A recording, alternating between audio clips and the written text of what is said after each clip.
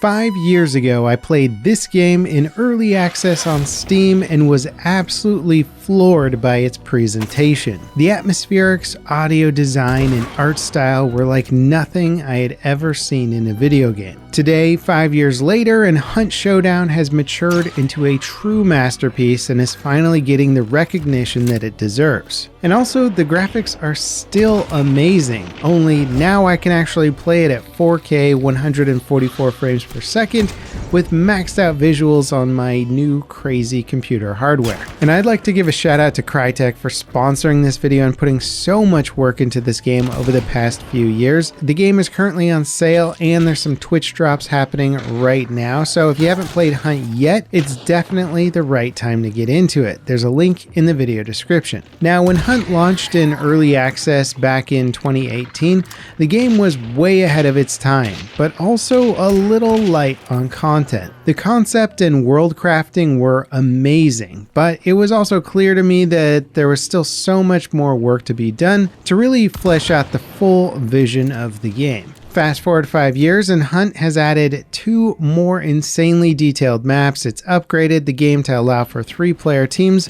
released on Xbox and PlayStation consoles, added a new solo mode, live events, new quest lines and missions, new freaky bosses, tons of UI and progression updates, pages of legendary hunter and weapon skins, and a wagon load of cool items and weapons to expand the depth of combat. For example, these frickin' stalker beetles that players can release and zone in on you and even blow up and poison you while they push in for the kill. Obviously, I found out about these guys the hard way.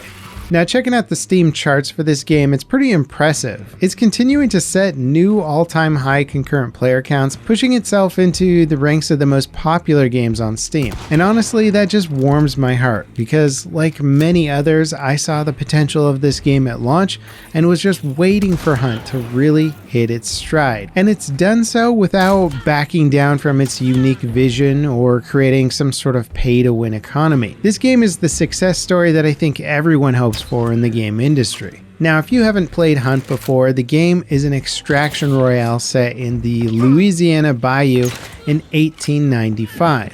Throw in some zombies, supernatural events, demon monsters, and of course the bloodthirsty player hunters, and you've got a recipe for some nightmare jambalaya. Hunt leans heavily on its sound design, more so than I think any other shooter that I've played. With tons, and I mean tons, of different audio cues and environmental audio traps, if you have your headphones dialed in, the game will tell you exactly what's happening. There's injured horses that will start to neigh if you get too close, large sticks that crack really loud when you step on them, broken glass, cages of dogs that bark, murders of crows that will fly away when startled, and all other kinds of stuff that I will inevitably trigger, letting my enemies know exactly where to find me. And honestly, it's the freaking crows every single time. I never see them.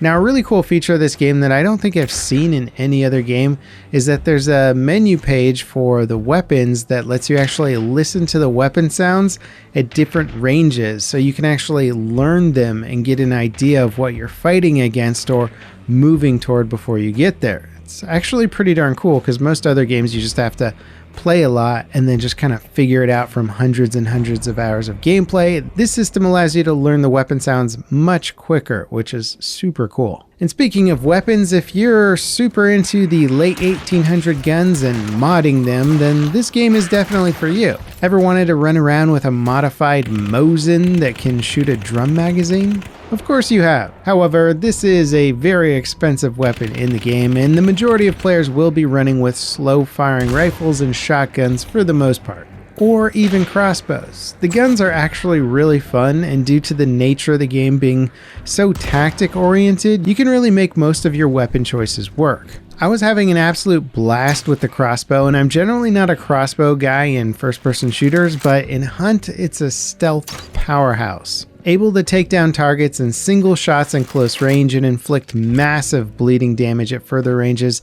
The reload for this does suck, of course, but if they don't know where you are in the first place, then it's not as big of an issue. Now, in the main bounty hunt mode, players are tasked with obtaining bounties that they can collect from a boss monster and then finding an extraction point to get out with your bounties. To find the boss, you'll need to collect clues around the map, and once you have 3 clues, it'll mark the location on the map, though you can always stumble upon the boss before you have the clues. Once you've killed the boss, you can grab the bounties after banishing it and make a run for one of the extraction points. Of course, if you pick up a bounty, all the enemy players can track you using their dark vision in the map system, so it's not going to be easy. Not to mention the firefights and run-ins can happen at any point along the way. Needless to say, getting bounties extracted is never a sure thing, and the rounds play out very different just about every time. Also, the AI enemies in this game are really a huge part of the equation, and they can be especially troubling. And while I wouldn't say that they're super difficult to kill on their own, they can often show up at the worst times or create a situation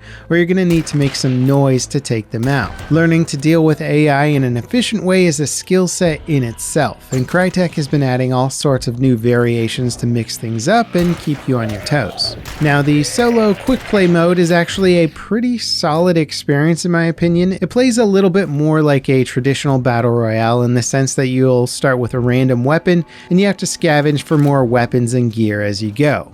You also have to close rifts as you move through the map, and the first player to close all 4 of their rifts becomes the wellspring. Then you'll have to survive for a period of time while every other player on the map tries to hunt you down to become the wellspring, and only the wellspring will survive when the time runs out. It's a battle royale with a twist, and it plays really well in the Hunt world. It's also a really good way to earn XP, cash, and learn about weapons that you might not normally purchase in the store. I gotta admit, I actually like this mode a lot, and I'm planning to play it quite a bit more. Plus, if you win the round, your character is added to your roster to use for the bounty hunt mode with all the weapons and traits that you found from that match. Now, speaking of traits, Hunt has really rounded out their trait selection a lot, allowing you to customize a hunter to a very specific playstyle.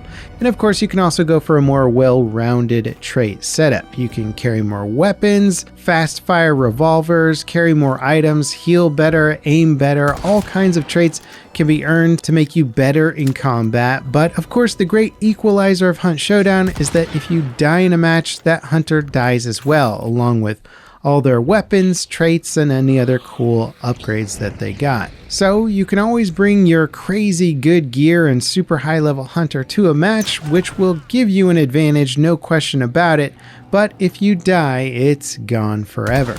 So the stakes are always high, which of course adds to the fun factor. And of course, one of the fun things to do is play around with cheap loadouts to see what kind of mileage you can get without spending too much currency.